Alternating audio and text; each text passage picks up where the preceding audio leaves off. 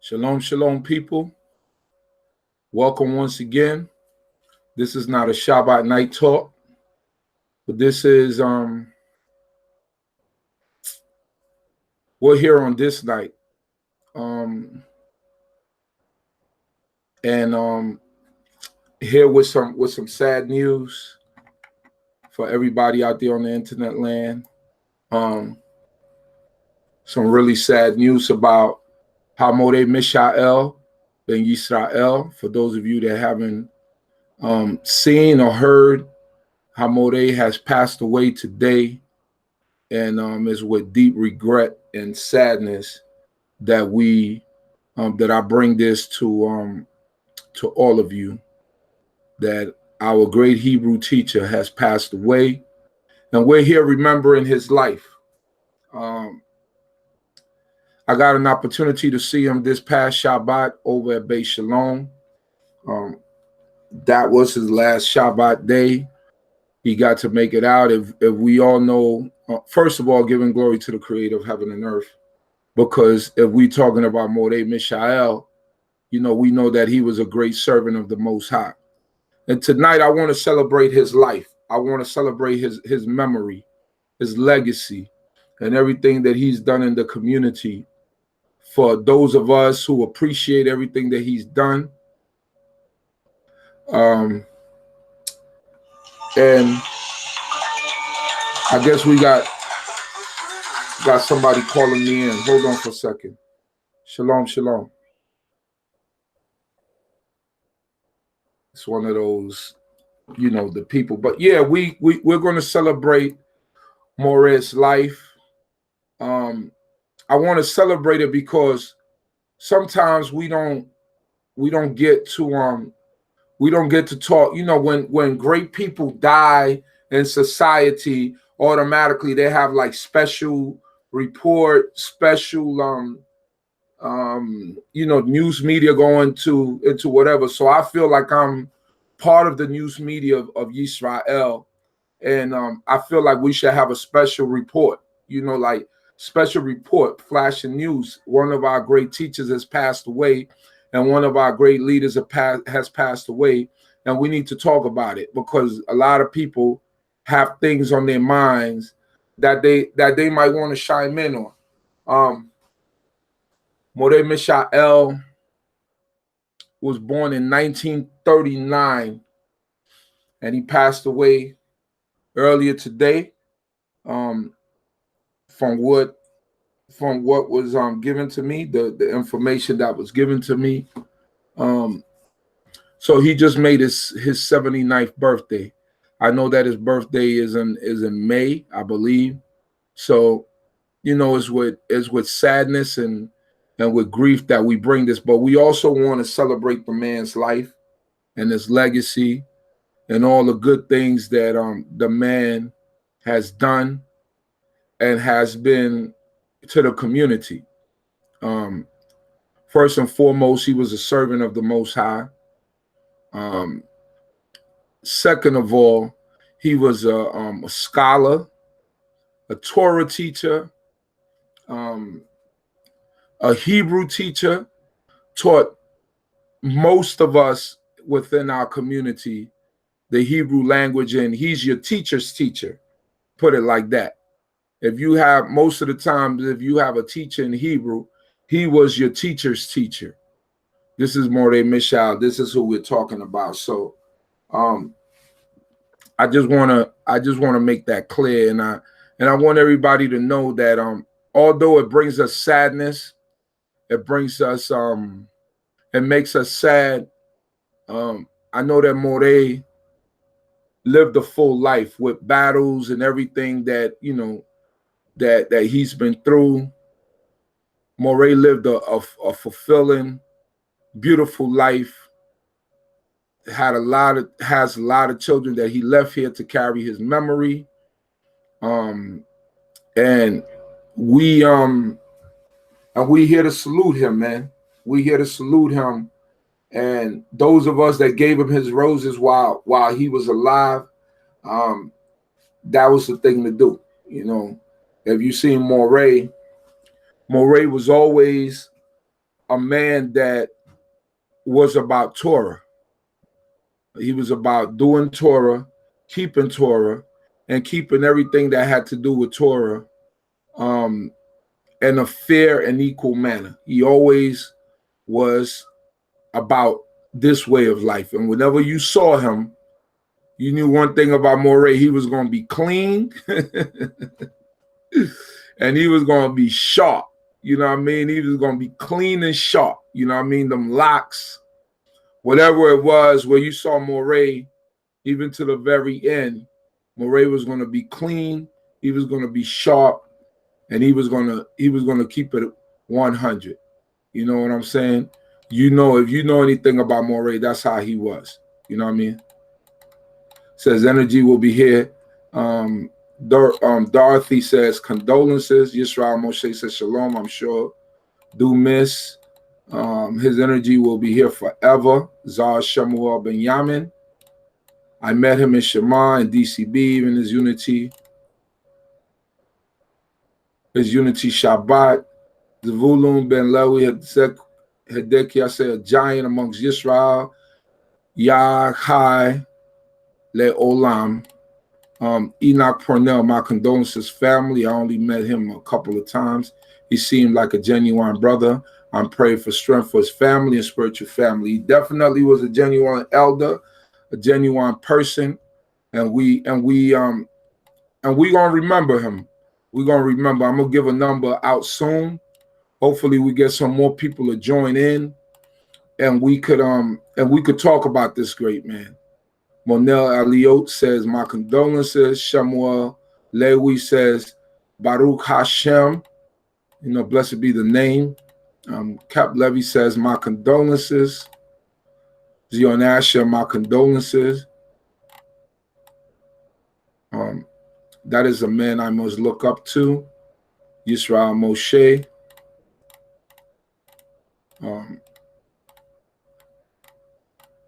What we got here? Condolences to the entire family of Ha-Moreh. That was by Tamar. Yes, I've known Ha-Moreh all my life. My condolences. That was by Mad Max Dunn. Avi. Efuata Shakur, condolences to the entire family. Shamara Tadi, condolences and many blessings to all. Yosef B. Clemens, condolences to the... Let me use this over here. To the family, prayers for Yisrael. Yisrael Moshe, I wish I could dress like him. I remember he had on this big kippah. Zion Asher, my condolences, be strong. There's no such thing as death, only the different ways life expresses itself. So, yeah, we're here to celebrate the life of Ha-Moreh. Share the link, let everybody know what we're doing. We're here remembering our teacher, our brother, mentor to some, all those things. And we remember him, and with a sadness of heart, but also we remember the good things and the memories and all the good things that Ha-Moreh did, and he passed on to many of us that have sat underneath him or have heard him teach or seen all the things that he has done. We got to remember the good. The man lived a life that he was fulfilled. If you get a chance, you could sit down and check out the as soon as we find out when the funeral will be, we will definitely share that with the people. And we want everybody to be there and to show the man the respect that's due to him. All right. So what I remember about Ha-Moreh was that he was a man of wisdom, understanding, straight shooter, and he always took time out. He never called me he never called me Uziel. That's one thing I remember. He never called me Uziel. He will always say, Shalom, Uzzah. He Uzzah, Uziel, almost means the same thing, but he will always call me Uzzah, right? And he was the only person that did that. He just called me Uzzah. He never called me Uzziah. And you know, it made you feel special because it was like, wow, you know, this Hebrew teacher, he, you know, who am I to correct him? He definitely is calling me Uzzah for a reason, you know. But it was always it was never like anything with him. It was always a pleasure to see him and to be around him. You know, he would always be teaching you something. He will always be telling you something, you know, about certain things. And you know, he taught Hebrew, but I know a lot of his frustration was that people didn't, like most Hebrew teachers today, you know, and I'm guilty of it, but, you know, most Hebrew teachers are like, you know, you giving this knowledge out for free and people don't show up. You know, that used to be, I know, one of his complaints. And but he served the community well. He did all the things that as a teacher, as a father, I mean, all the things that you could think of. Like I said earlier, he's your Hebrew teacher's teacher for most part. So we here to remember his life. I want y'all to call in at 347-622-9090. 347-622-9090, and let's share some of the memories, man. Let's talk about Ha-Moreh, because whenever these celebrities and all these people pass away, they do a big thing about them on social media, the news media. They can't stop talking about them for a week. So we got one of our giants that passed away. So let's talk about him and let's give him the due that's due to his name. So 347-622-9090, 347-622-9090. I want you to call in. Don't be shy. You know, we mourn, but we also celebrate. We remember all the greatness of the man, and we remember and bless his memory. So I want y'all to call in. Some of you have more history with him than I do. So let's call in. Let's talk about the man. Let's talk about your memories. Let's talk about all those things.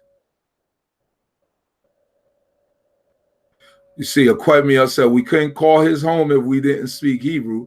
Made everyone get sharpened in our language. That's what I'm talking about. These are the memories. These are the things that I want to talk about, because what I remember also was with his children, they couldn't speak. His children and him, they only spoke in Hebrew in his house. Straight up. When you go to his house, and he addresses his children, I believe like a greater percentage of his children, like their first language was Hebrew. And if you went around him, he might have spoken to you in English, you know, maybe later in life, because I've been to his house and he knew I didn't understand Hebrew like that. So he would speak to me in English, but whenever he addressed his children, he spoke to them in Hebrew.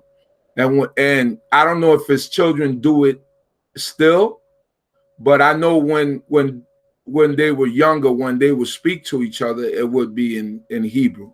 I don't know if they broke away from that, but it was a sight to see, because there was something like, when we talk about going back to our traditions and our culture and all that stuff, that was a man that really lived it. Like I said, he looked like he fell right out of the book. The way he dressed, the way he looked, it was like, yeah, if somebody is an Israelite, he is an Israelite. You know what I mean?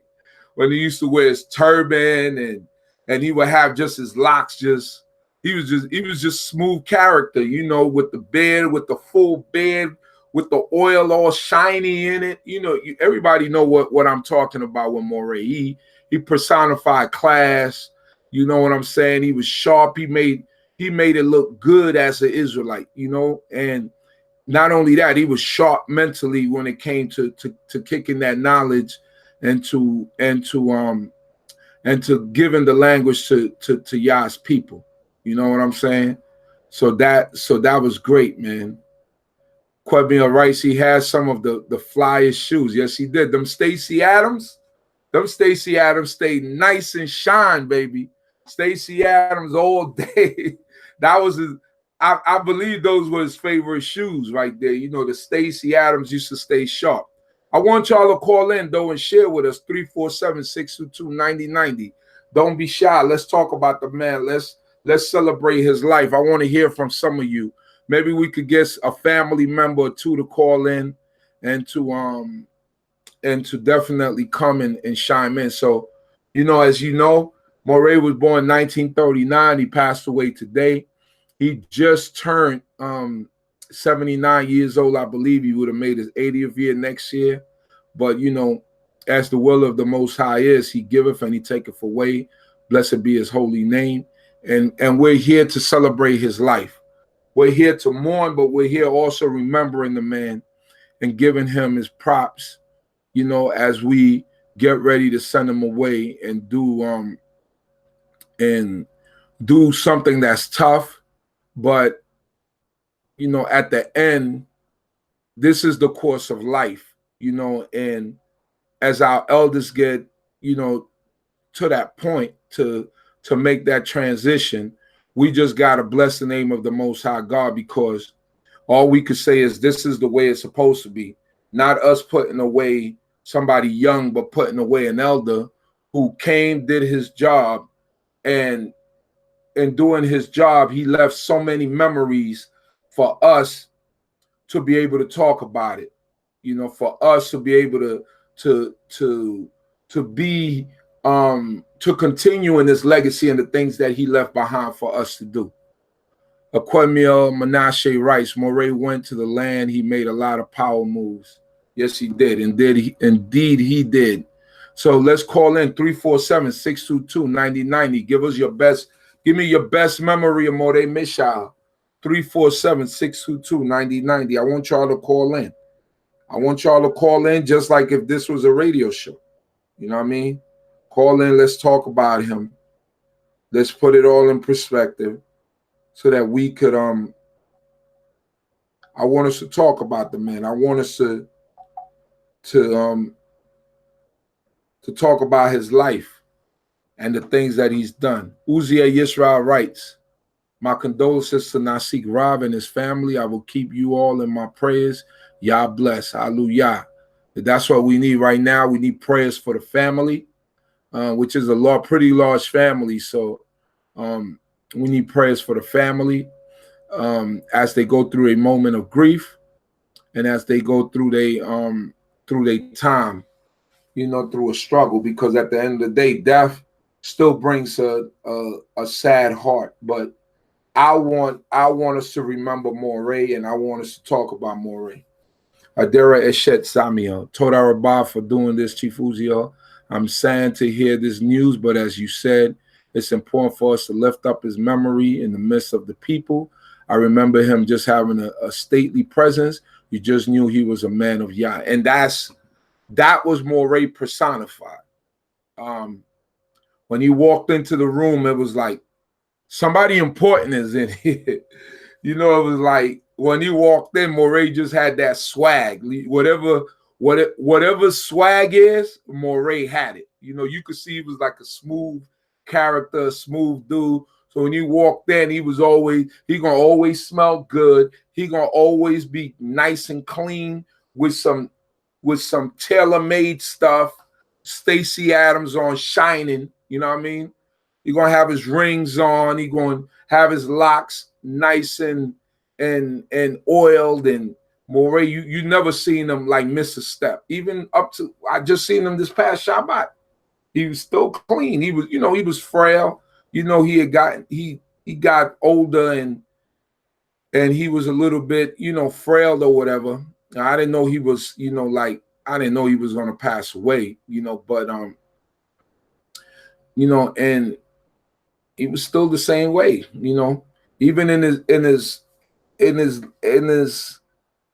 frailness, he still commanded that he still had that presence and commanded that kind of respect, you know, and that was Ha-Moreh. The AIU, who could forget that? You know, Moreh was it on the top of that. First one I ever heard pray the way he does. You know, Moreh could go on. Now, prayer, Moreh could pray for like 20 straight minutes in just Hebrew. and you trying to decipher the words, because you know the way that he prayed was so expressive, you know.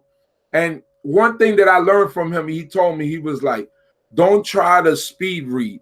You know, like there was a thing like with the young people, like they would get up there just to speed read, but that was more of a thing of like speed read the Hebrew, right? If you ever notice Moreh, he didn't speed read, and he was the premier Hebrew teacher. He just took, when he read in Hebrew, he just took his time. He just expressed each word and made you sound it out. The last time he came to he came to our congregation, D.C.B. He was correcting me because he was saying, you know, I got that Panamanian, you know, you still have like a little accent, so certain words you can't sound out, because my natural first language that I spoke was Spanish, so I still get stuck on certain things. So he was, when I was doing Psalms 150 and I was singing, he came over to me, he was like, you don't say that word that way, you say it this way. he was still teaching. He was a stickler for that. You know, he wanted you to hear and say things the way that they were supposed to be, right? So that's what it was about with him. You know, always teaching, and if you were willing to learn, he was always willing to teach. Yisrael Moshe Adon writes, I'm going to get me a good ring and gold earrings and frontlets so I could dress like Moreh Meshael, not just to copy his looks, but to pay my respect towards him. But I have to use sharp and clean in my mind. Okay, that's a good start. So once again, 347-622-9090, 347-622-9090. We're remembering the life of Ha-Moreh Meshael. Now that we got this, like I said, we could do this. You know what I mean? We could do this. We could talk about the man. We could memorialize him. We could do all those things because he deserves all that. And whenever our big shots and our people in our community do it, we're going to do it from now on just that way, just like the people out there, they do with their people. That's a true G. He changed the game. He absolutely did, my brother. Meal. He did change the game. And you know, his Hebrew teacher is Nasi Barak. Nasi Barak is still alive, but I think he's somewhere like in Georgia right now. Nasi Barak. And when I believe that it was Nasi Barak was his first teacher, Hebrew teacher.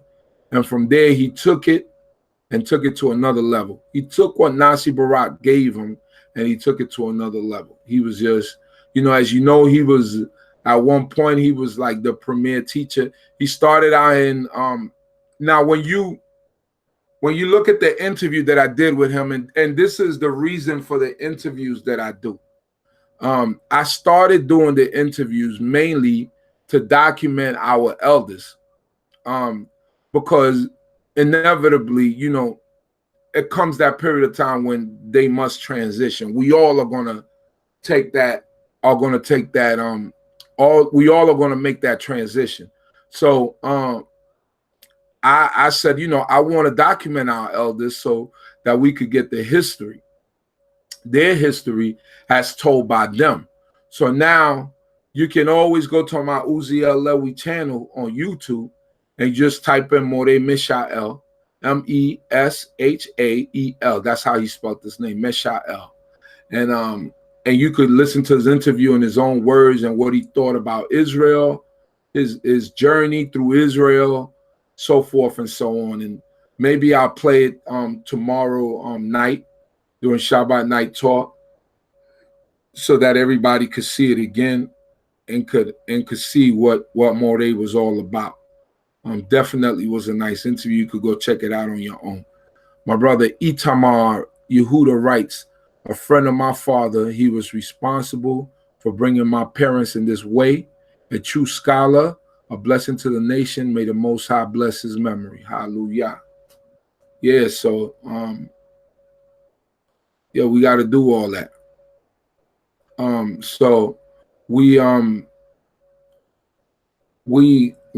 thank the Most High God, and we are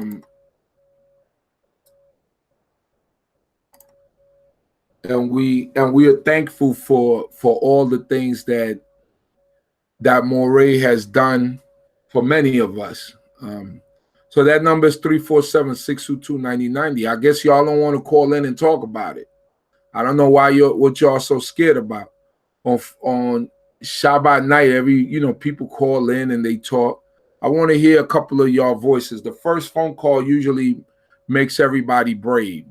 If any one of y'all want to join me on the, if any one of you want to join me on, let me check YouTube.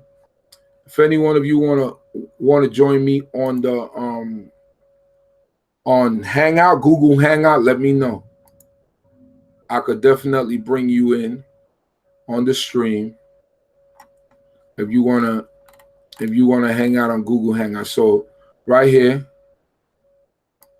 got a bunch of people. Shalom, Ashriel Levy, he was 79. Shalom family, shalom.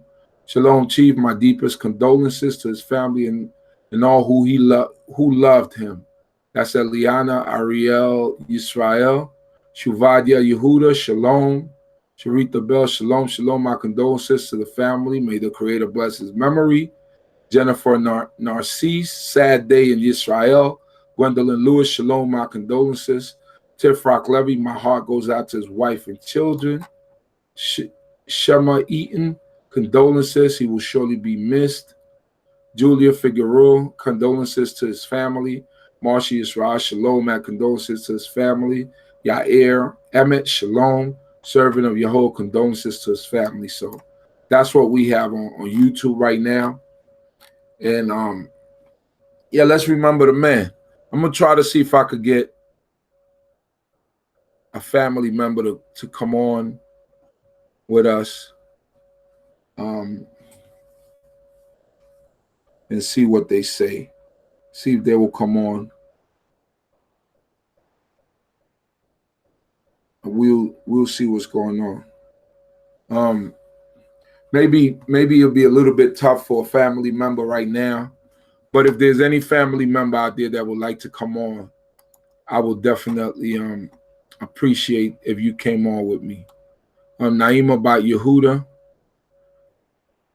Nimana about Yehuda writes, my sincere condolences to the family and everyone who loved him. May he rest in peace. Basheba Yeshurim, don't know too much about this great man, but Rabbi Shalom told me good things about him. Absolutely. So that's who we remember. And remember, that number is 347-622-9090, 347-622-9090. Let's remember the life of Ha-Moreh, and let's talk about it. Let us all remember him right now. So let me see here. Try to find something with Ha-Moreh here.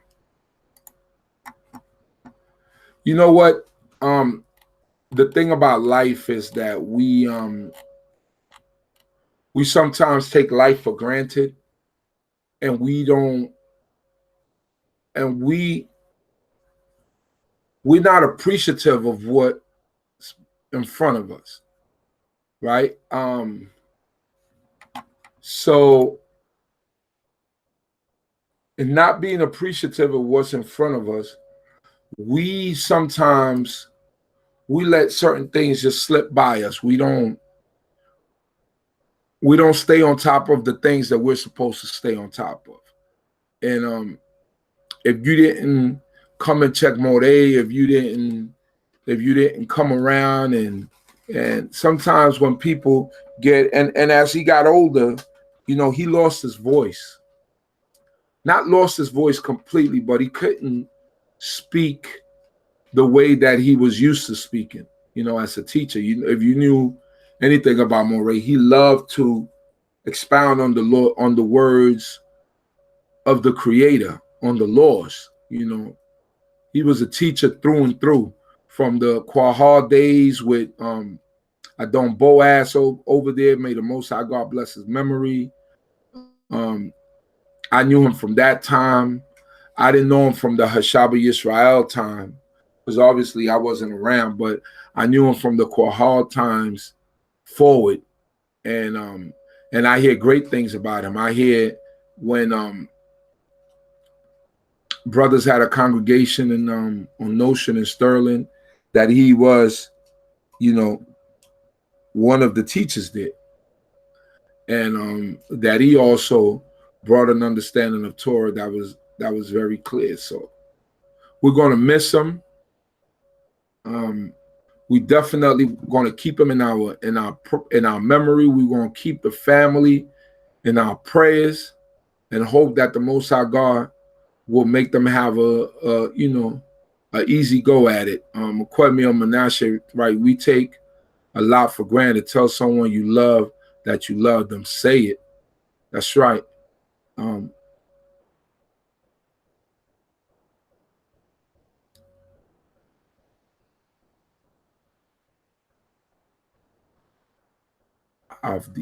Avdiel.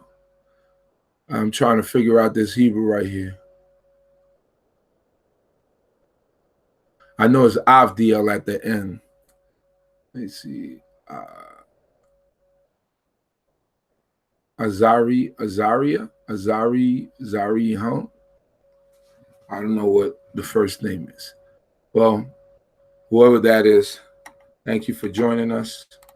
And everybody who's joining us tonight. So please call in 347-622-9090, 347-622-9090.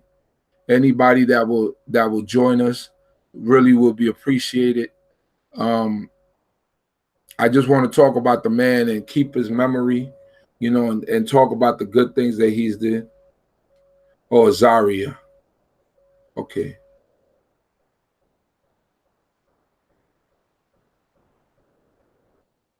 I see the Nun Sofit at the end. That's what kind of threw me off. Azaria, right? Azari. All right. Okay.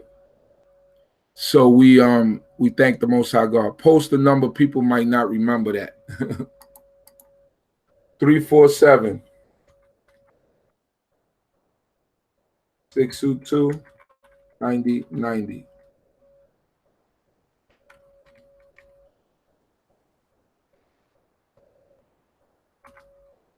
That's the number right there for everybody that want to call in and talk about this great man. I just want to, you know, in his interview, when I was talking to him,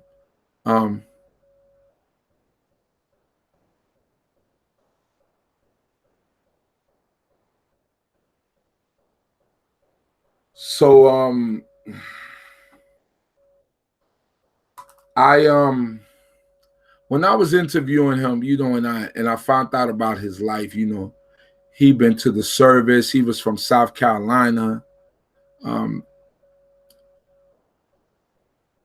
Then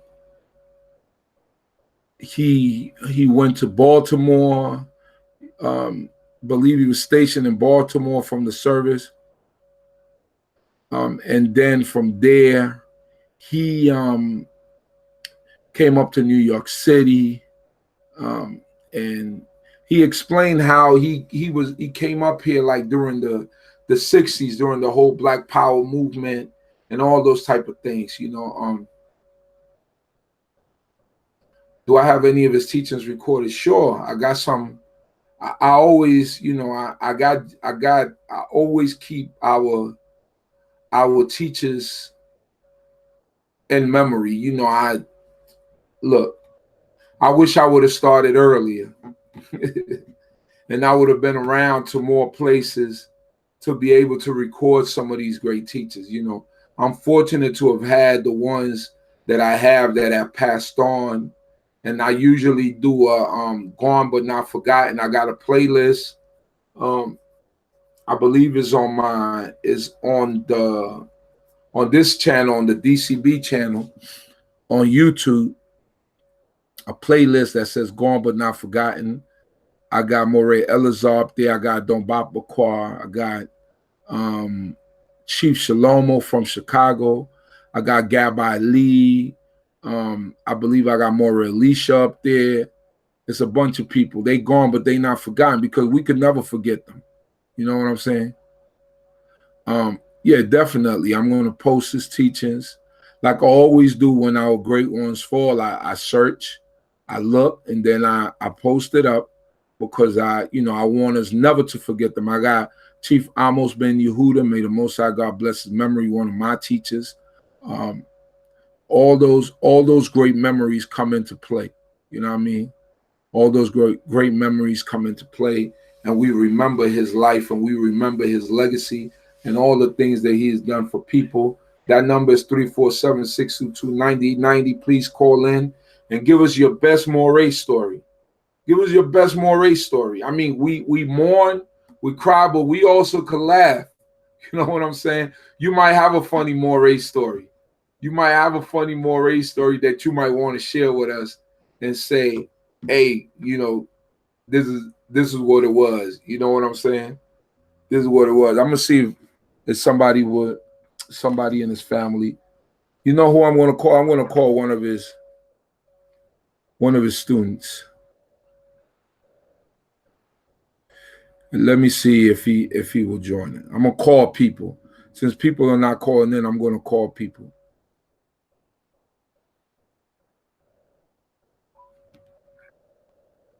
I'm gonna call Moreh Yiftop Ben Don.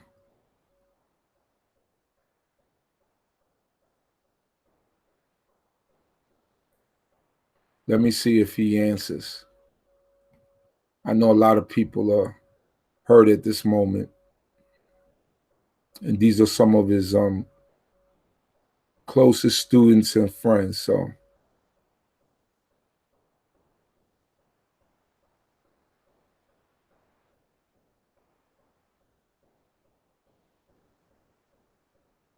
all right, he's not picking up. Let me try to call someone else. I'm gonna just call random people on my phone that have interacted with Moreh and see what they have to say.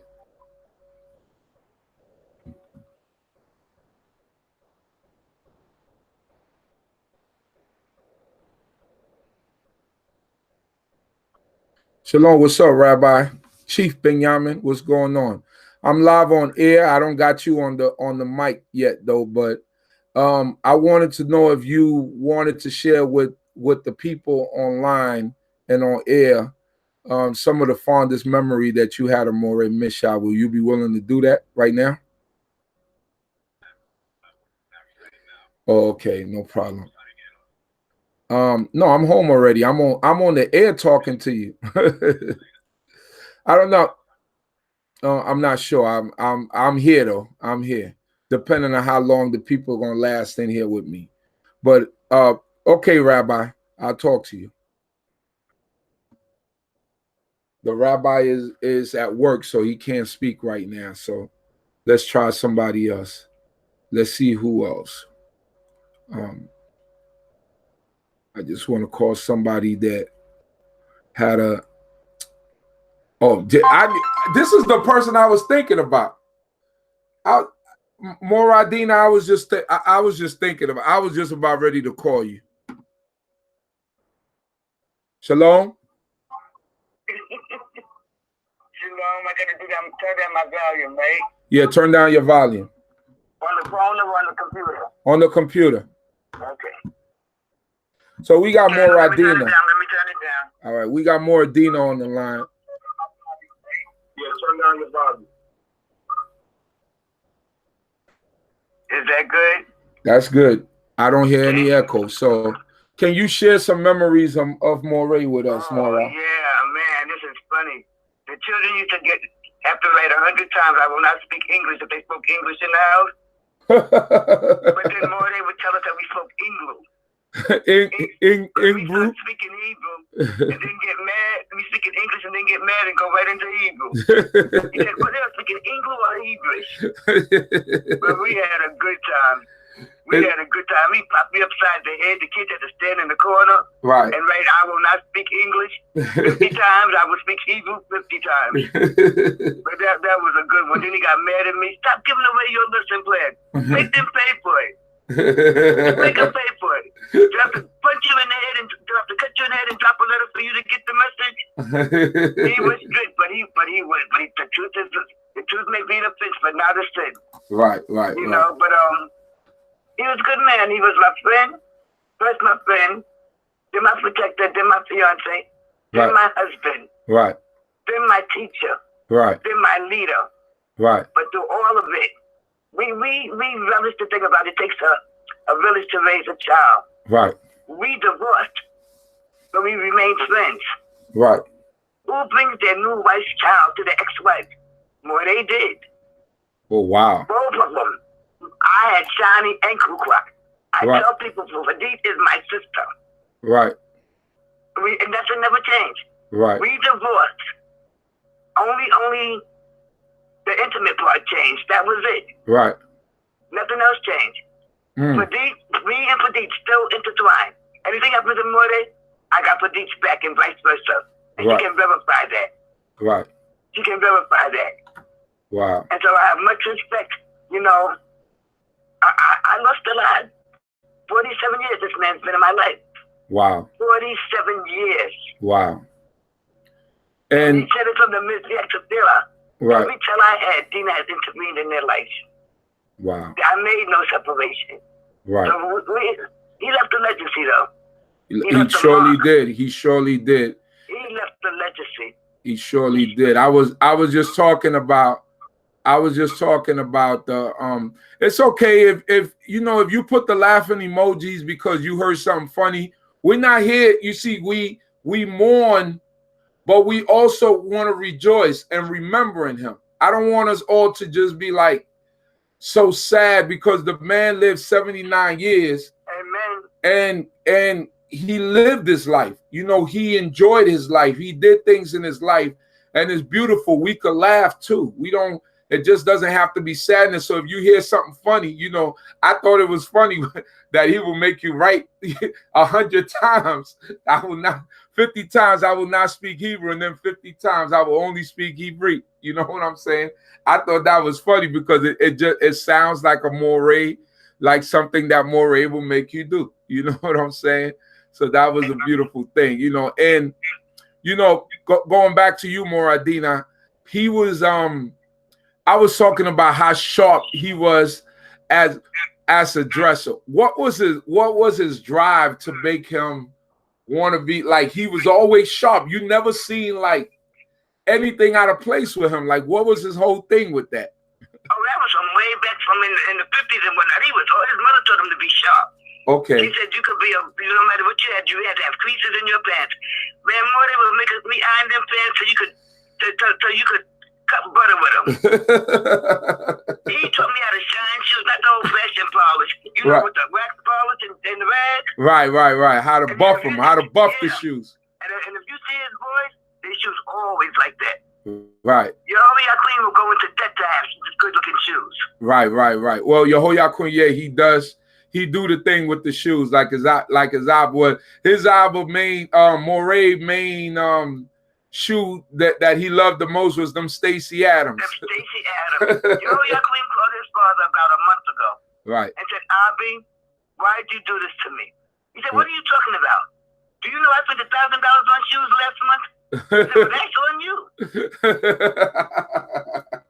Rob will do the clothes. Right. Yehoiakim and I'll have the shoes. Right. Okay. Yah got the head wraps. Right. They all took little pieces of it. Right. But Yehoiakim just think he got it. Yehoiakim will go into debt to be as sharp as his father to try to outdress him.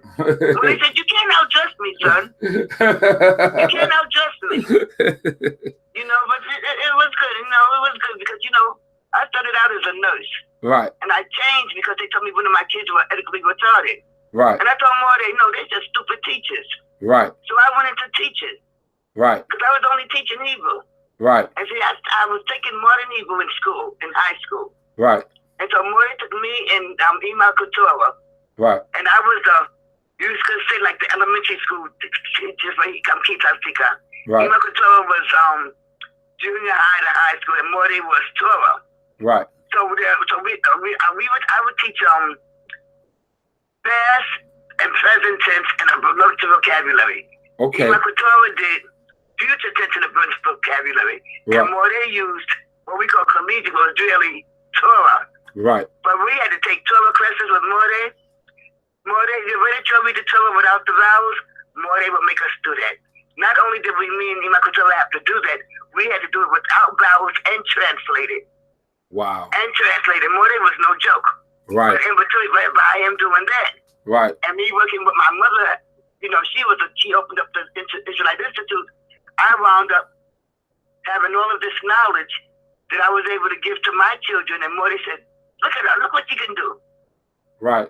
That's right. And Moreh would have said, go for it. Right. The Israelite Institute's closed. You can do this. Right. And then he got mad when I started giving away my curriculum. I figured it was a blessing sharing. Nah, Dina, make you some money. So he made me, I may have gotten smart, but he made me be a better teacher. Right. So I got to give him his love. He had more faith in me than I had in me. Wow. And he's always had my back. Even through the divorce, he's always had my back. Wow. And I had the same with him. You call for D right now, she'll tell you. Was there every brain tumor he had removed? But D will tell you, I had her kids. Wow. But D had taken me to the hospital, go to the hospital with me. Right. We lived down the block from each other. Call my sister, they knew just where to go. Right. Wow. They know just where to go. Moreh, Moreh was definitely that. He was definitely that guy. And he was always, like I was sharing with the audience, I said to the very end, the last time he came to D.C.B, and I was explaining to them, I was like, I got that Panamanian, that accent sometimes comes out. So certain words I can't enunciate properly because my tongue is like, my first language that I learned was Spanish. But Moreh heard me do that 150 Psalm, and he was like, he's a stickler for the language. Yeah. He was like, you're saying that word wrong. I was like, what you said, Moreh? I was trying to play like, because his voice was fading and you could hardly like hear him. I was like, what you said, Moreh? I heard what he said. I'm like, what you said, Moreh? What was the word? He was talking about that I in the Tele, I have a problem. It must be a Sade. Yeah, with that Sade. I got a problem with that, rolling that off my tongue. And he was like, you saying that wrong. And to correct you, you said West Virginia. He was from Charleston, West Virginia. From West Virginia, right. He was from West Virginia. You said North Carolina, thinking Charleston. Right. Charleston, West Virginia, right. So for all of you that don't know, you could look at the interview that I did with him where he speaks about his whole life, on my Uzi Alewi channel. Definitely you will enjoy it. Moreh was definitely a pioneer and somebody who taught us how to be an Israelite. So no matter what, somebody who taught us how to be an Israelite. So the call-in number is 347-622-9090, 347-622-9090.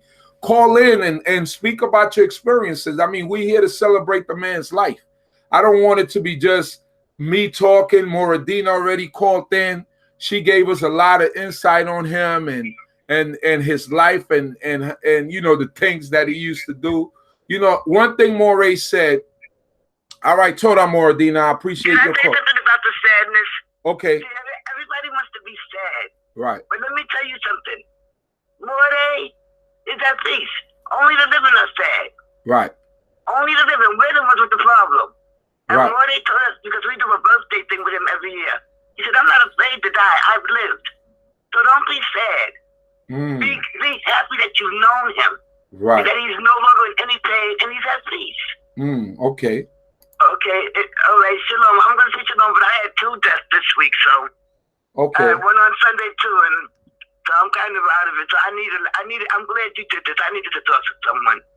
Hallelujah. That's what we're here for. That's why I said we got to celebrate our people. Let me take this call, Ima. Okay, shalom. Shalom.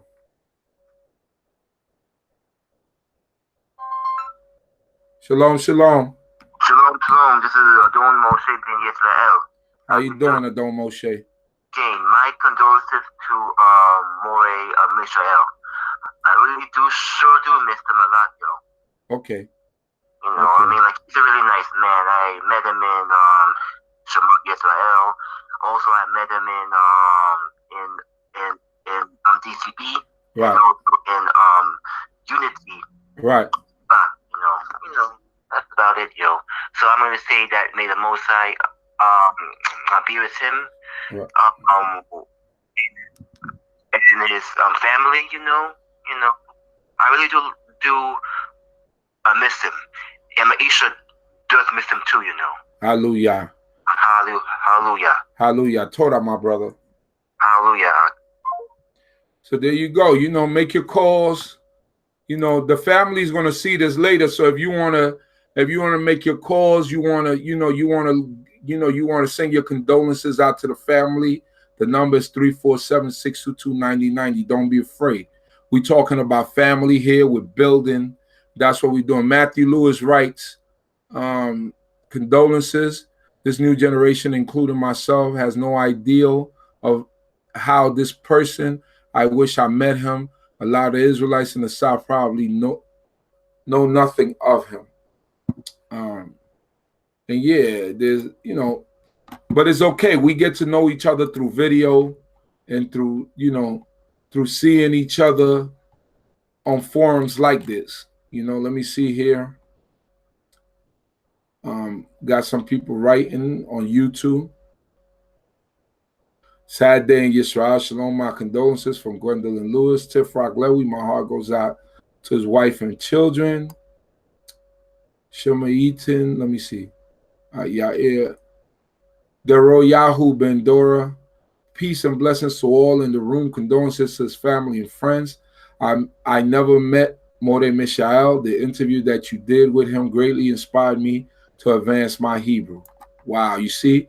Even people that he didn't meet, he inspired to advance their Hebrew. Yair Emet, I didn't hear many of his lessons, but he did get his point across and was always draped in his Israelite attire. Absolutely. The Riyahu Ben Dora, may his memory be blessed. Mordina, he was from West Virginia, right? Toda Morah. Now Assyria, Yisrael, Shalom. Ma'ir El, Moreh Ma'ir in Dallas, Texas. My condolences to his family. He was my first Hebrew language teacher over at Quahal Yisrael. He will be missed. Merv Yisrael, may his memory be blessed. Blessed to all Yisrael, Shalom Lakol. My ear L, say the number again. The number is 347-622-9090. 347-622-9090 for everyone that might want to call in. Merv Yisrael, the first time that I met him, he greeted me with a hug. Wonderful man and teacher. He surely was. He was a wonderful person and a teacher.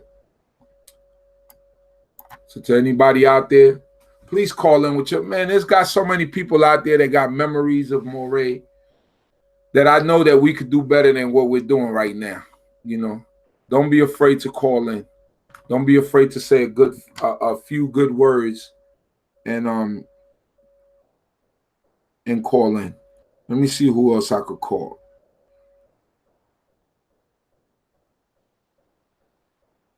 Trying to call some people here that will want to speak about Ha-Moreh Meshael.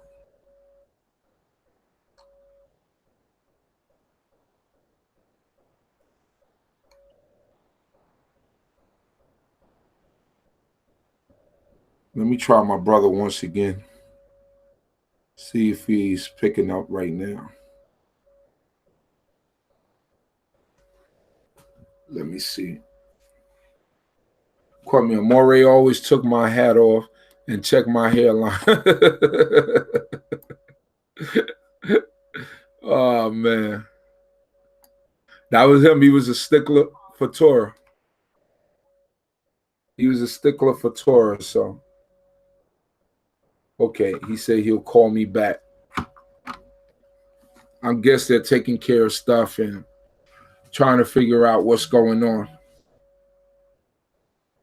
All right. He said he'll call me back, give him a minute. So, yes, you know, that was Ha-Moreh. Ha-Moreh was definitely and like he said in his interview, you know, we talk, you know, Ha-Moreh said, I wasn't a perfect man, and I know everybody, he said, and I know everybody didn't like me. And that's all of us. You know, we probably have all done things that we're not proud of, and some people probably don't like some of us, you know, but at the end of the day, Ha-Moreh was the things that he did were monumental in the nation, and they were for the upliftment of the nation.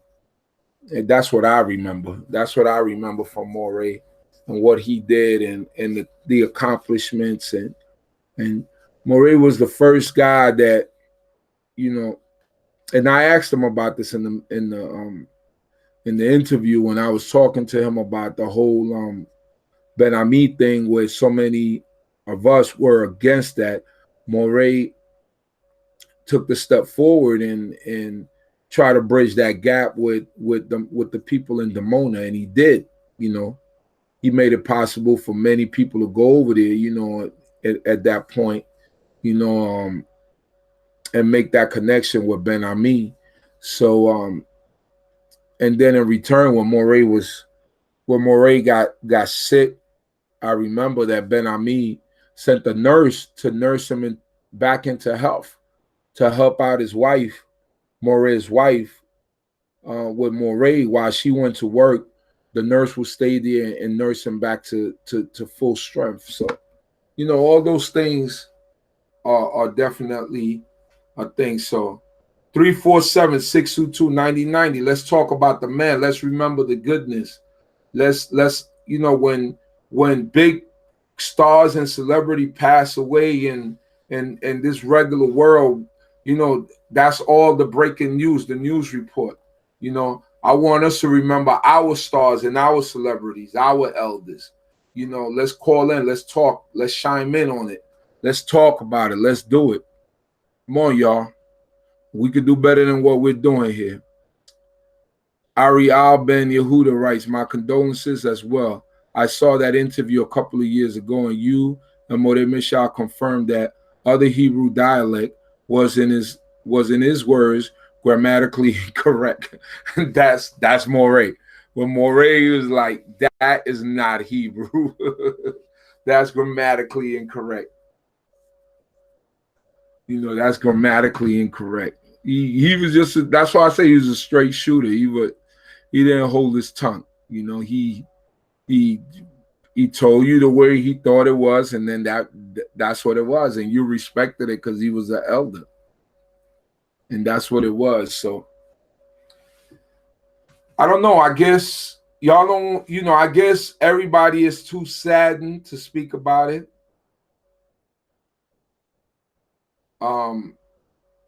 And it's okay. You know, I get that. I get that part, and I get the part of us mourning. But I also want to remember him. And I'm thankful to Moradina for coming in online and speaking about him and disclosing so many gems as she did. Deborah Mack, one of the coolest men I knew. He was always checking out my shoe game because he always had a mean shoe game. And that's what made him human.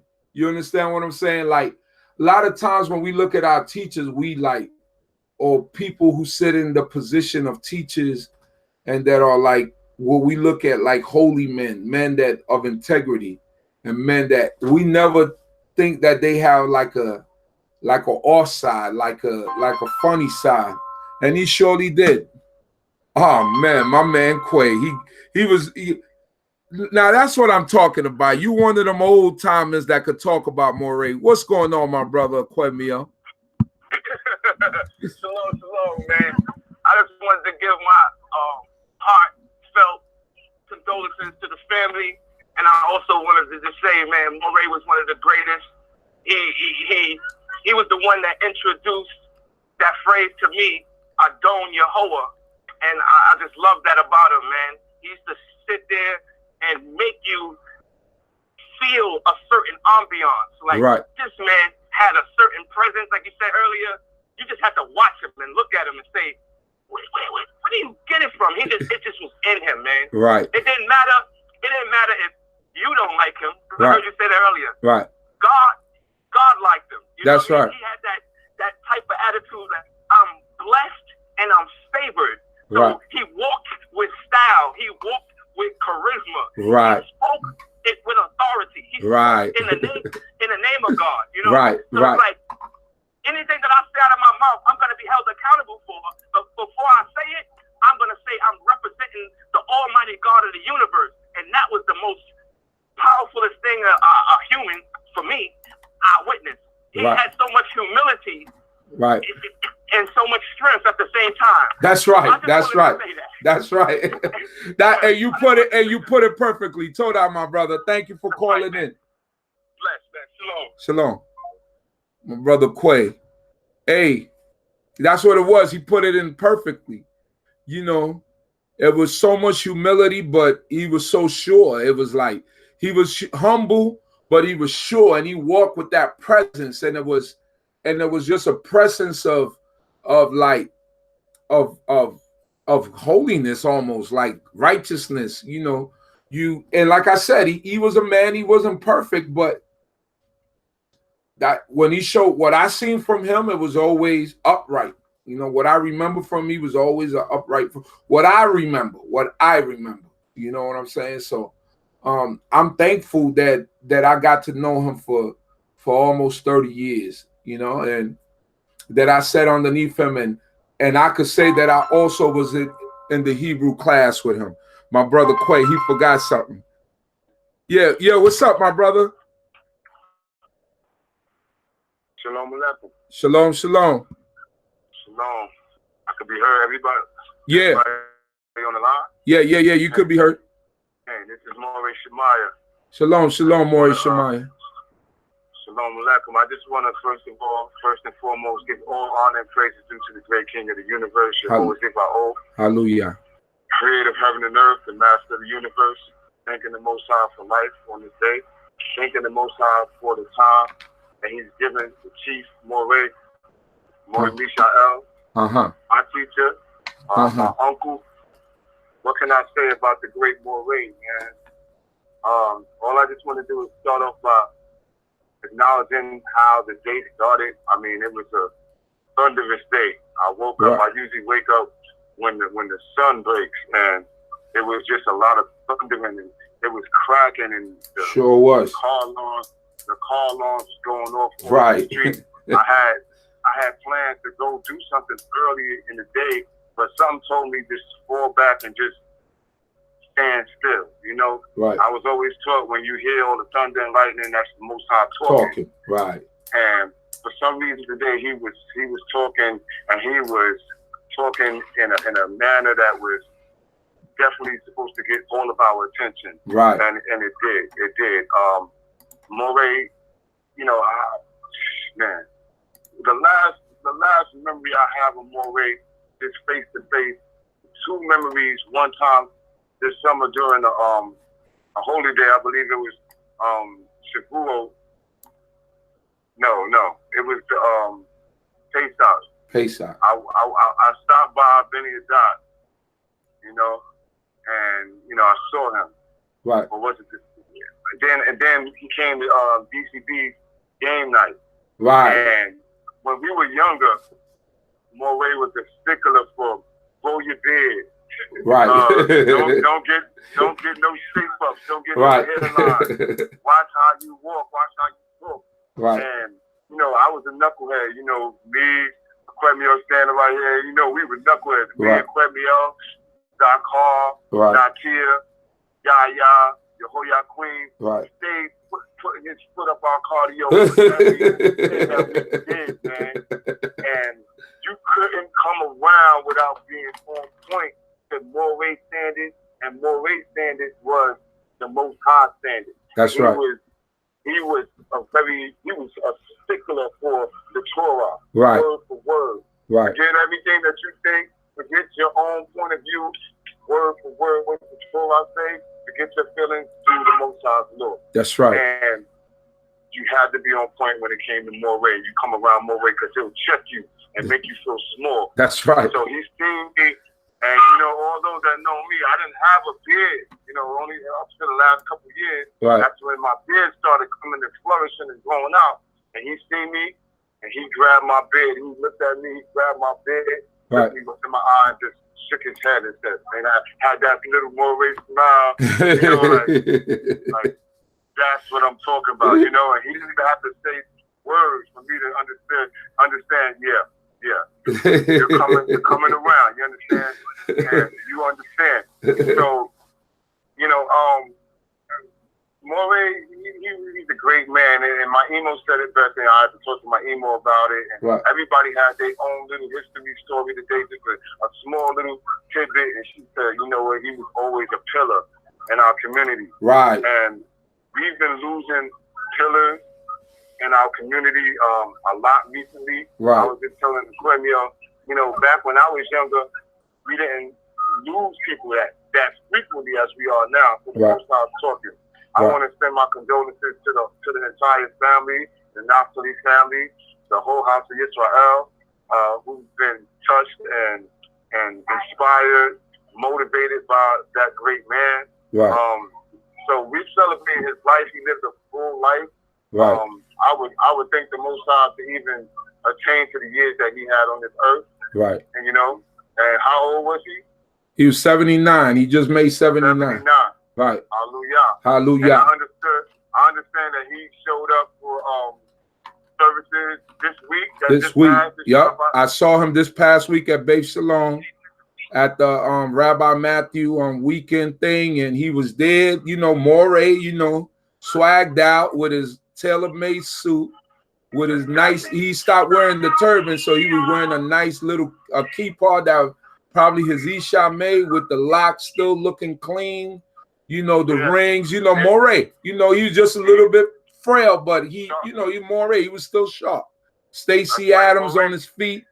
Yes, Stacey Adams, exactly. The suits. Yeah, Chris. Cut the finger if you touch that creep. Yeah. And that's how we remember Moreh. Not just with Torah, not just with the Eve, but his appearance, his attire, his articulation, the way he broke down that portion. You never heard a portion broke down the way Moreh broke down a portion. Right. He had not want to get up and use the bass move. For a number of reasons. You don't want to miss nothing. Right. You don't want to get scolded. Like, what are you making them extra noise for? I'm here talking. You understand? I mean, man, those who know. Those who know. And I don't think there's too many people in this Israelite community that don't know what his presence did. Right. You understand? Right. A great man has gone to rest with his father today. Hallelujah. Torah, my brother. I thank the Most High for his life, and to the family, stay strong and just be inspired and be encouraged by his words, and that the Most High giveth and the Most High taking away. Blessed be the name of Yah. Hallelujah. Hallelujah. Torah, my brother. Torah. There you got it, man. That's what I'm looking for. I'm looking for those moments and the stuff, because that's how Moreh was. If he thought you was slipping, he gonna keep you in check, but he did it in love. Chef Tahora Benyamin writes, drove a mean motorcycle, will drive all the young men around the block, no girls. I remember when I found out he worked for IBM, very inspiring. He called me Elazara after my father. Yeah, like he had little things like that. Like I was explaining earlier, I was like, he never called me Uziel. He always called me Uzzah. He always said Uzzah. But the root of the word is still the same. Uz, strength. So he just called me Uzzah. He had his own name for me. Shalom, Uzzah. Or then later he would start calling me Chief. But on a regular, just relaxing, Shalom, Uzzah. He would just say Uzzah, and I felt special. I was like, well, Moreh got his own name for me. Who am I to correct him? So I just go, he knows better than me, because he would start, if I be like, well, Moreh, my name is Uziel. He'd be like, well, young man, I call you Uzzah because that's the hip hop. You know, he would start breaking down the Hebrew to you in the present tense and someone else calling you that. You know how Ha-Moreh talk. He was very expressive. And I didn't want to go through all that. I was like, he knows what he's doing. So, man, you know, it was just fun to know him, to understand him, and to see. And every brother that I've been with or spoken to, they've always said good things about Moreh. You know, like Moreh, you know, Moreh was that dude. He used to bench press serious numbers. Okay, I never even knew that. I never even know Moreh was like into that.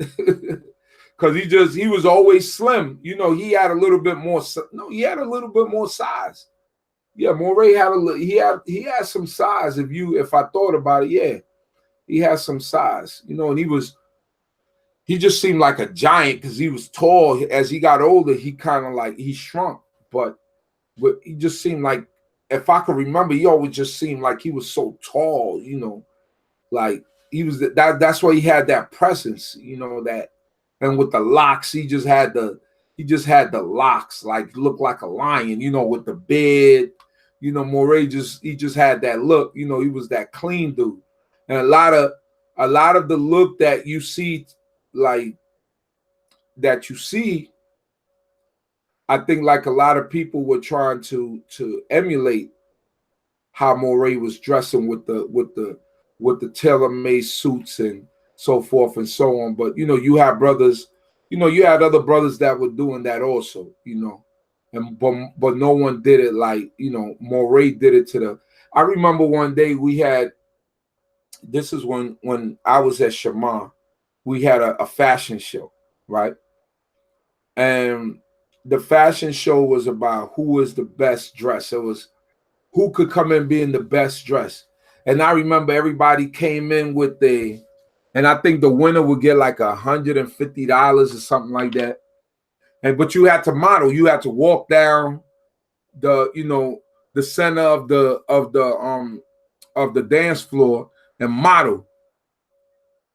And he would and people came all decked out, and you know, sisters. Everybody was trying to win this money. Moreh came out with his regular, and everybody just looked, and it was like, oh man, he came out with a regular. He had like this mean suit on with a matching scarf, you know, he had like a turban matching. It was like, and everybody, and the Stacey Adams was like shiny with some like argyle socks or something. He had, I don't remember, but it was a mean outfit. And it was like he just walked down, he put his arms out like, and he just did the walk. He had the scarf, the turban, and it was like, ain't nobody beating Moreh, man. Just give him the money.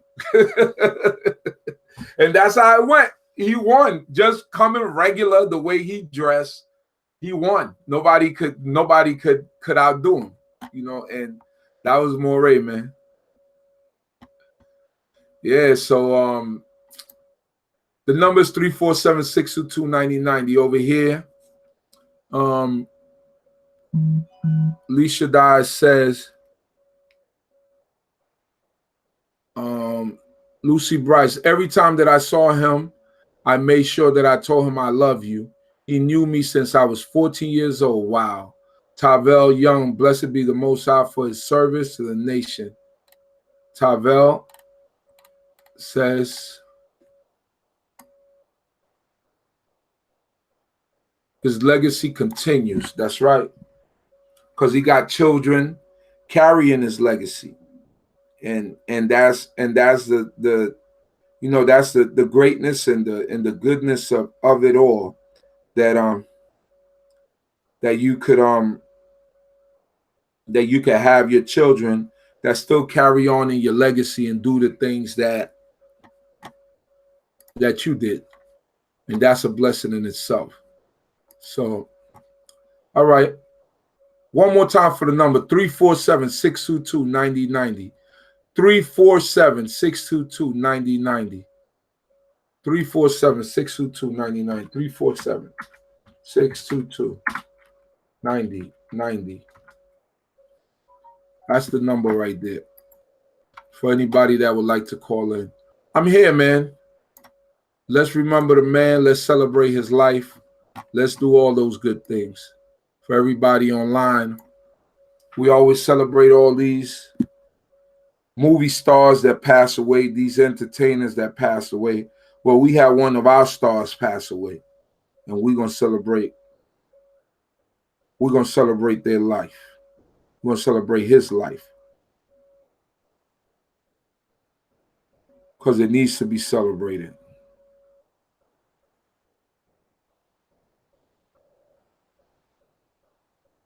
That's right. So I see everybody online. So we got somebody calling from Texas here.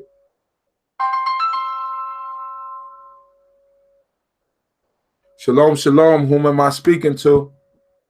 Shalom, shalom. Ha-Moreh here in Dallas, Texas. Shalom, Ha-Moreh here. How are you? Much love and peace to the whole family there. Okay. My condolences to Meshael's family, and he will be missed. Hallelujah. He definitely will be missed. Right. I called to basically share my memories of him. As I put in the text, he was my first Hebrew teacher. Okay. And this was during the day at Yisrael, when it used to be a Yisrael. Okay. And he inspired me so much. I had already knew Arabic. Okay. So, which is kind of related to Hebrew. The verbs are pronounced and all that good stuff. But anyway, right. I was so impressed and inspired by how he taught that language.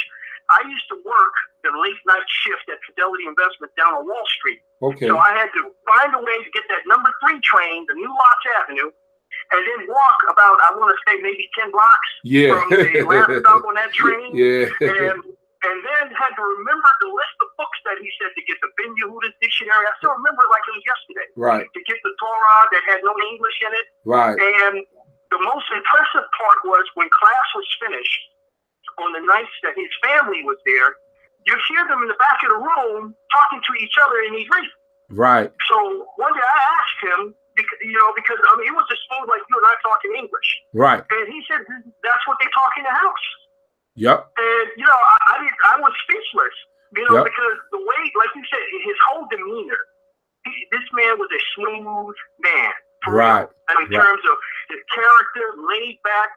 And my biggest fear, and this is a little funny to me these days, but my biggest fear when thinking about him was, okay, I just started Hebrew. I don't know enough, because he wanted to know if I was coming out for Shabbat, okay? Right. And he had this thing where they do when they call up the readers, okay? So right. This was still kind of new to me, okay? So I was scared that he's going to call me up there on Shabbat to read a verse, and my Hebrew was nowhere near being acceptable to read. And I already knew how hard he was on the Hebrew. Right. right. So luckily he let me make it.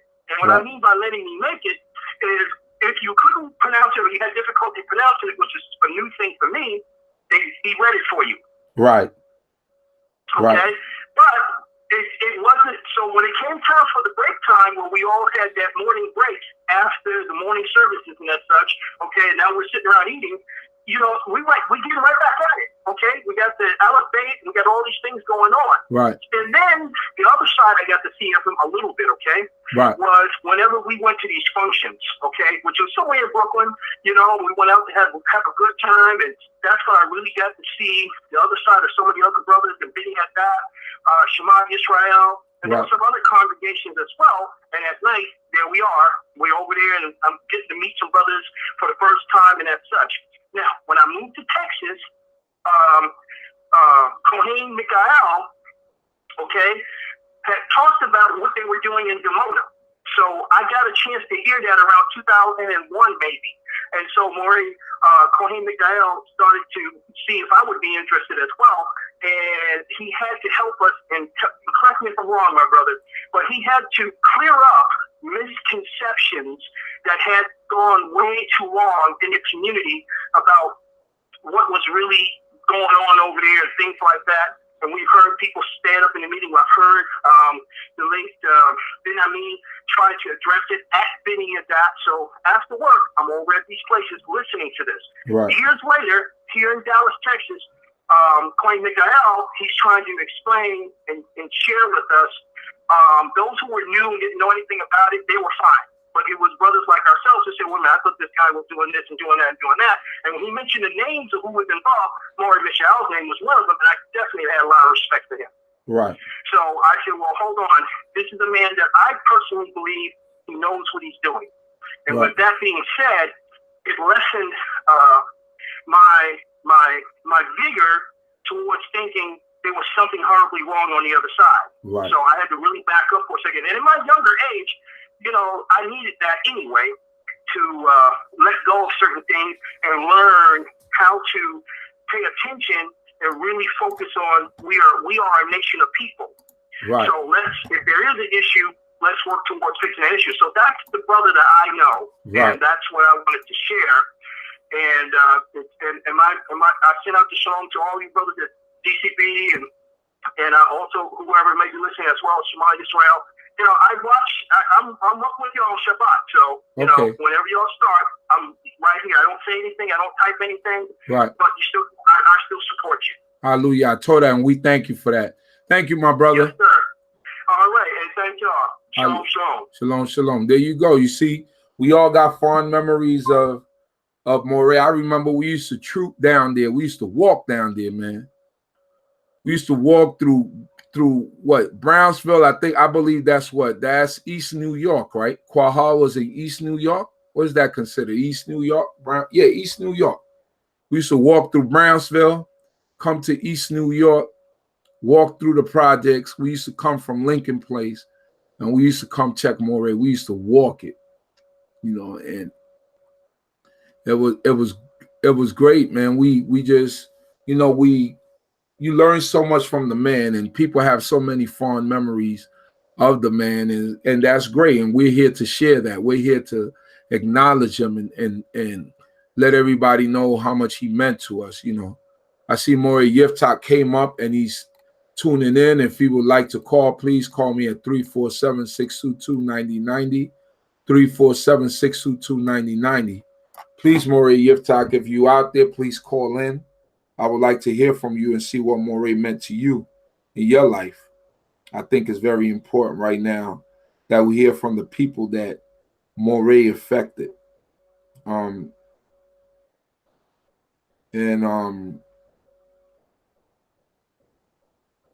that we could share some of the memories, you know, so we could share some of the memory. Please, 347-622-9090. 347-622-9090. I'm here. I'm a rock it out. If not, then you know we can end it. And we've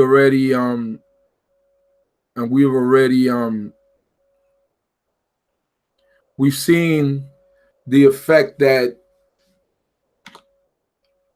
he's had on many of our lives. Hopefully Moreh Yiftach will call in. If he calls in, there he go. And we could just have a conversation with him, and we could end it with him. Moreh, how you doing, Moreh? Hey, Shalom, bro. How's everything going? Everything is well, man. We here just talking about Moreh Meshael, remembering him, celebrating his life. Would you like to share some words with us? And being that you was one of his students and you was underneath him, can you share some memories with us, man? We already had a few people call in and you know, share the funny and the laughters and the strictness of Ha-Moreh. Can you remember some stuff, or do you want to share some stuff with us? Sure. Well, as always, honor and praise to the Most High God. Yehovah is his name, even the God of our forefathers, the God of Abraham, the God of Yitzchak, and the God of Yisrael. And I'm asking that the Most High, even this night, continue to bless the memory of Ha-Moreh Meshael. Hallelujah. Even in his passing. Hallelujah. I ask the Most High God to be with his family. I send out my sincerest condolences and ask that everybody be with them in their time and support them in everything that they're trying to do as they lay him to rest. Right. Yeah, so Ha-Moreh, you know, Moreh was a cool guy. I say a cool guy. He dressed sharp. He talked smooth. Right. And he was intelligent. And so, you know, when I first met Moreh, I was up at a place called BINAH, and I was sitting in Hebrew class. So our first Hebrew teachers were two men named, who are now known as Moreh Yehosadat and Adon Yehonatan. So I was sitting there and I was learning my Hebrew, I was learning my alphabet. And then I see this man come through the door with a long trench coat and some smooth Stacey Adams. Long locks. I was like, okay. And then he was like, I mean, he just came in, you know, Moreh had his presence. Right. Shalom, shalom. Right. So I was like, shalom, and, you know, everybody greeted each other. And they was like, that's the best Hebrew teacher around. Right. So I was like, okay. So, you know, he went off talking, and, you know, I finished learning my Hebrew. And so we talked for a little while, and I just thought of him as another man. And then later on, I would meet him in a place, which everybody knows is Quahal, which is located in East New York. I think I caught that part of the show. And we just kind of hit it off. I mean, you know, he came, he was like, you know, I'm glad you visited us, blah, blah, blah, blah, blah. So we started talking and things of that nature. And he was just like, hey, listen, you know, you teach, right? I was like, I've taught before. He was like, okay, I want you to go up there and teach. I was like, really? And I was like, well, about what? He was like, teach about whatever you want. He said, as a matter of fact, I'm going to call you up as the maftir. Right. He said, but you know, the maftir, he said, the way we do it here with the maftir, you can, you don't have to follow the script. He said, you can teach it, but you can take any portion you want out of the Holy Scriptures. Just make sure you make it coincide with what the Seder is about. Right. I was like, okay. So I went up there, and I'm going somewhere with this. I went up there, so I taught. And he was like, you did this before, right? I was like, yeah, they let me teach before. He was like, all right, I want you to teach. He said, I want you to teach some more. I'm going to call you up more often. So I was like, all right. He said, but I got to talk to you. So I was like, what did I do? He was like, nothing, Dad, but I just want to talk to you about the way you dress. I was like, really? He said, yeah. He said, you know what a katonet is? No. And I can't even lie. I didn't even tell him that lie. I was like, I know what a katonet is. He was like, okay. He said, so, do you have one? I was like, well, you know, times are kind of rough, this, that, and another. So he was like, listen, I got this katonet for you. Right. And I'm not lying. He pulled out a katonet. Wow. On the spot? A katonet on the spot? On the spot. He said, so when you go up, you know, wear a katonet. Right. And I was like, okay. So I started to walk away. He was like, but no. Put it on now. Right. And I put it on and it fit. And you know, I actually kind of liked it. It was all right. Right. And so from there on, I kind of knew, like, there was a certain way he wanted me to present myself. Right. When I went up there to teach. Right. And when that happened, it made me more mindful. And that's just, you know, my way of giving some lighthearted humor of the type of man Moreh was. Right. Moreh was a guy that, you know, he didn't necessarily press you, but he made you understand, like, hey, listen, there's a certain way that we do things here, and that should be followed. Well, as time went on, you know, it was just like his expectation of me grew, and and there were more and more things he wanted to see from me. So not only it was like, all right, between me and my brother Samal Zarkar, he was like, you know, if somebody's not ready, you young men need to be ready. And so I was like, all right. Then he was like, hey, listen, you guys are sitting in Hebrew class. I want to hear you start to say these prayers in Hebrew. So I was like, okay. Then it got to the point where we were sitting down eating lunch at the table, and he was like, we're not going to speak English. We're going to speak all Hebrew. Right. And it was like, wow. Okay. And, you know, it forced you to learn. Right. And it forced you to embrace the culture.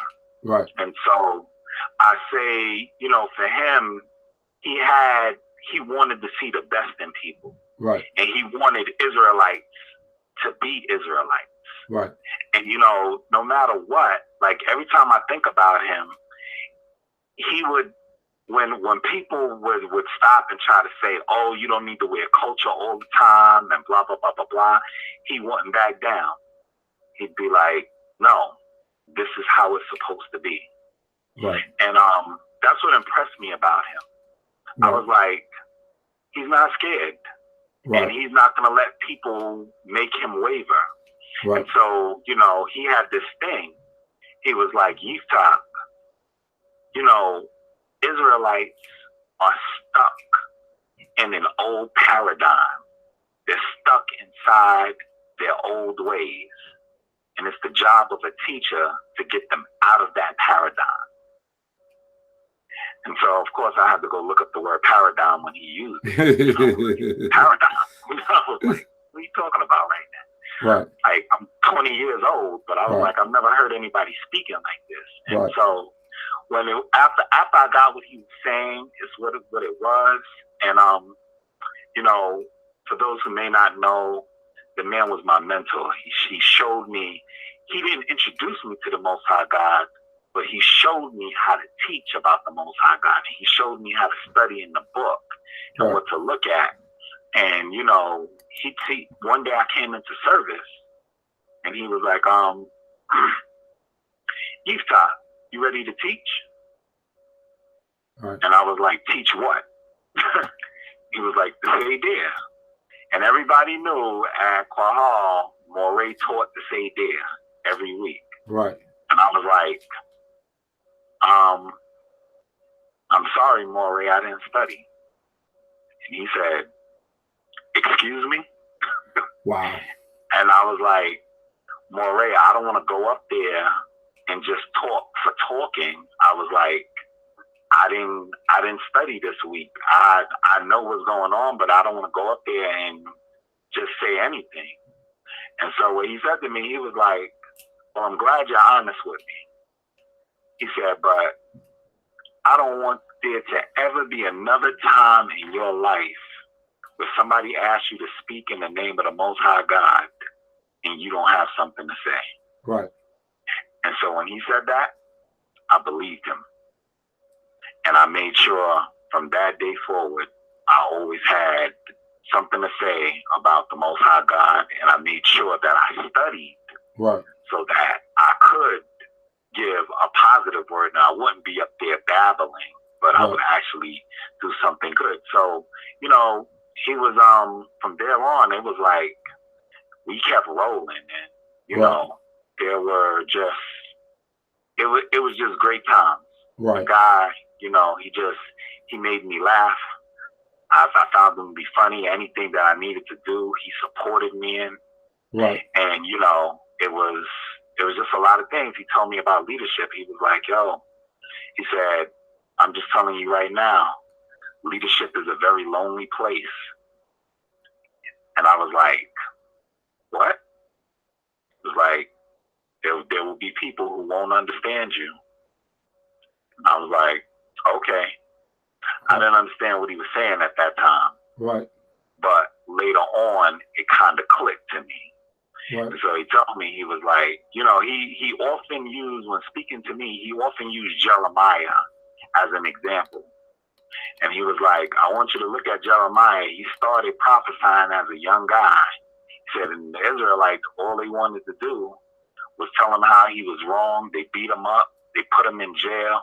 threw him in a pit, dragged him into Egypt. He was like, and all the man was trying to tell him to do was to serve God. Right.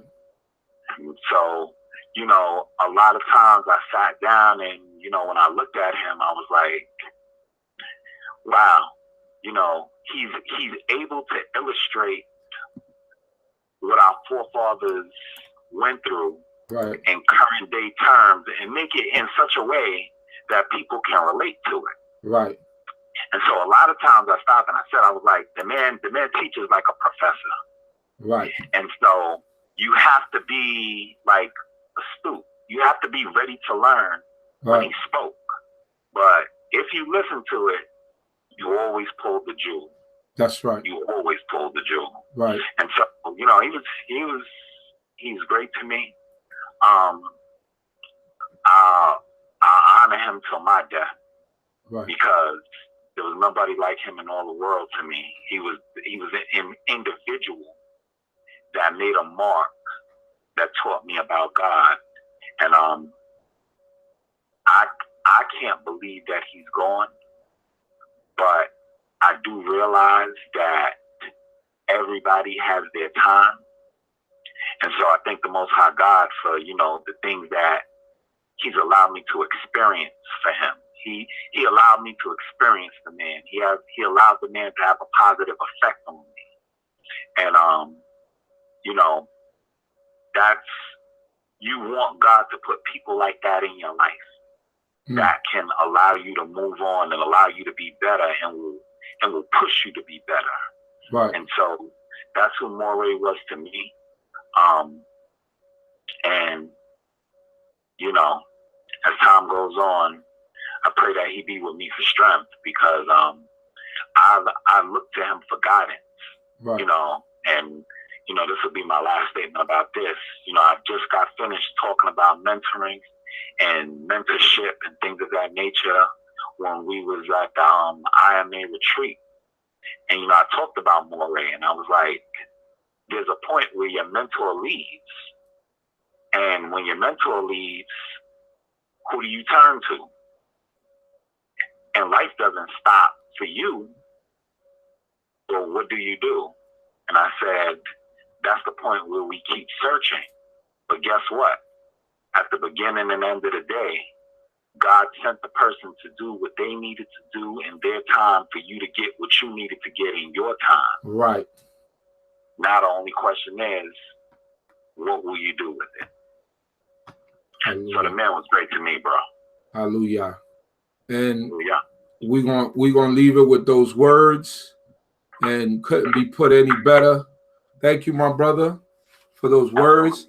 I see also that his Bane Eliyahu is online. Condolences go out to you, my brother Eliyahu. Also is part of that clan that I remember growing up. And your father was a great man, and definitely was a man that inspired and was a man that that taught a lot of people, and everybody remember him for greatness. So I thank the Most High God for this time of remembrance. I just felt it in my heart like we needed to do this, you know. I spoke to Rob. I told him I wanted to do this. Do you think it will be a problem with the family? And he said no. So getting another call here. Shalom, shalom. How you doing, my brother? Shalom, Chief Elder. Shalom, brother. Hallelujah. This is Augustus King. Hallelujah. How are you? I'm good. That's good. Well, I just tuned in on the show. You know, I'm calling for a question, but I don't know if the question has anything to do with the topic you're discussing. Well, I see. Well, tonight we're actually discussing. We lost one of our elders, a pillar in the community. So this is not a discussion about Torah right now. You could maybe tomorrow night when I'm on, you could call back and speak about that if there's a question about Torah.